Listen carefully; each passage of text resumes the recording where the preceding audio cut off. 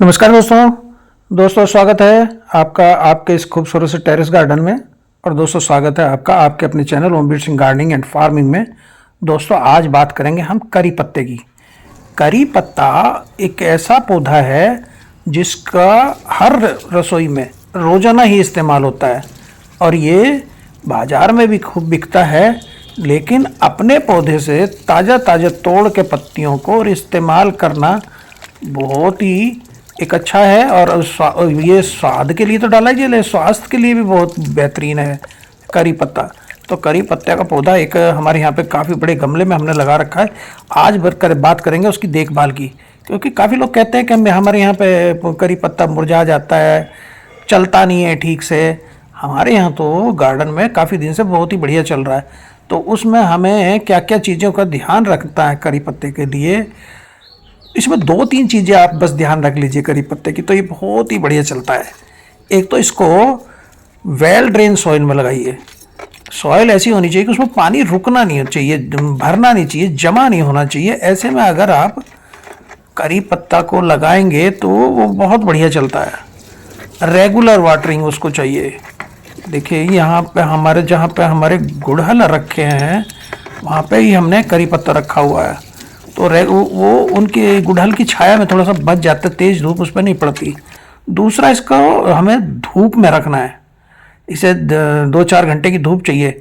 देखिए यहीं पे हमने गुड़हल के जो बड़े बड़े प्लांट्स हैं उन्हीं के साथ ही इसको रखा हुआ है। तो इसमें वेल ड्रेन सॉइल में लगाना, रेगुलर वाटरिंग इसकी करनी है, मतलब नियमित रूप से इसको पानी देना है और इसकी प्रूनिंग करनी है। जो डेड अपनी ब्रांचेज है उनको हटा दीजिए। और इसके ऊपर ये फूल आता रहता है ना, इसको फूल को हटा दीजिए, क्योंकि फूल हमें रखने होते हैं तब जब हमें बीज चाहिए होता है, हमें तो पत्ती चाहिए। अब ये पौधा ना अपनी एनर्जी पूरी बीज बनाने में लगा देगा अगर फूल हमने रखे इसके। तो इसके फ्लावर्स जो है ना, इनको हटा देना चाहिए।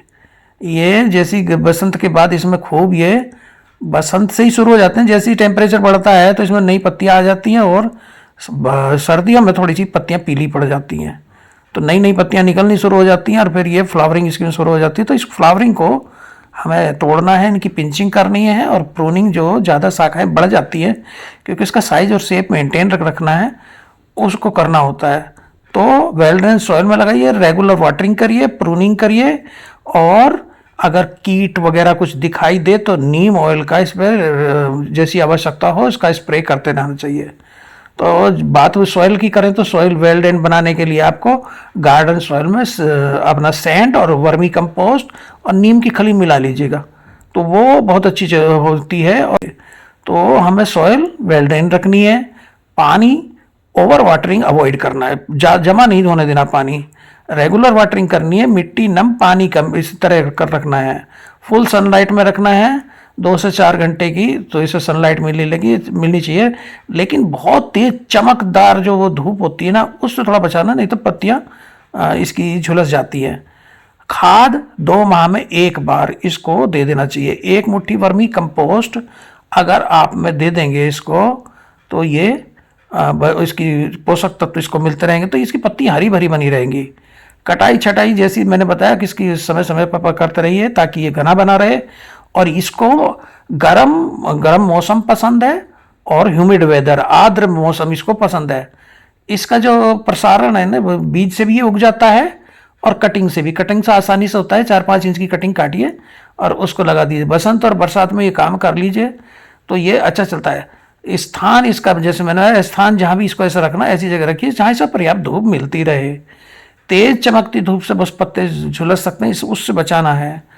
तो नमी इसमें, मिट्टी जैसे मैं बताया, मिट्टी को हमें नम रखना है मगर पानी जमा नहीं होना चाहिए। इसकी जो पत्तियां हम अपना सब्जियों में इस्तेमाल करने के लिए तोड़ते हैं ना, तो पत्तियां हमें नीचे की तोड़नी चाहिए। जो यंग होती हैं पत्तियां, नई पत्तियां निकल रही, नई ग्रोथ है, उसको मत तोड़िए, नहीं तो उसकी वृद्धि रुक जाती है। नीचे की पत्ती तोड़िए और पूरी पत्ती तोड़िए, उसको नोचिए मत। पत्ती को तोड़ना है, नोचना नहीं है। आप इसमें अच्छी ग्रोथ के लिए 1 चम्मच एप्सम साल्ट में मिला सकते हैं, 1 चम्मच मैग्नीशियम सल्फेट मिला सकते हैं और 1 लीटर पानी में घोल के इसमें आप स्प्रे कर सकते हैं।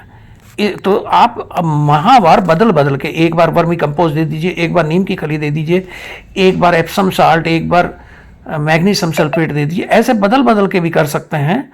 अन्यथा 2 माह में ये एप्सम साल्ट और मैग्नीशियम सल्फेट 1 लीटर पानी में घोल के 2 माह में एक बार स्प्रे कर दीजिए।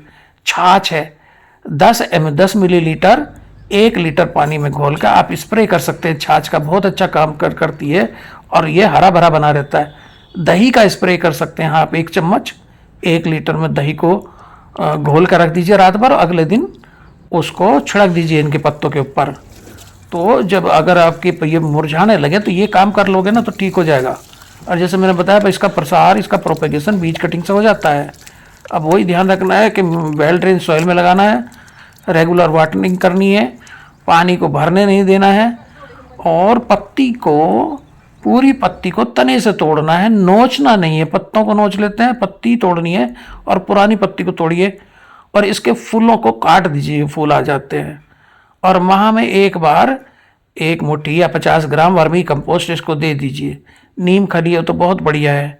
और अगर ऐसा लगे गमला भर गया है, इसके नीचे से वह जो ड्रेनेज होल है वो भी इसका बंद कर दिया जड़ों ने, तो इसकी रिपोर्टिंग कर लीजिए।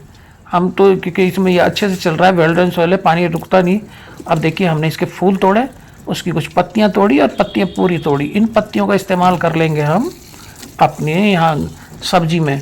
तो सब्जियों में इसका इस्तेमाल करने से अपना स्वाद और सब्जियों का एकदम अच्छा हो जाता है। स्वास्थ्य के लिए भी इसकी पत्तियाँ बहुत ही फायदेमंद होती है।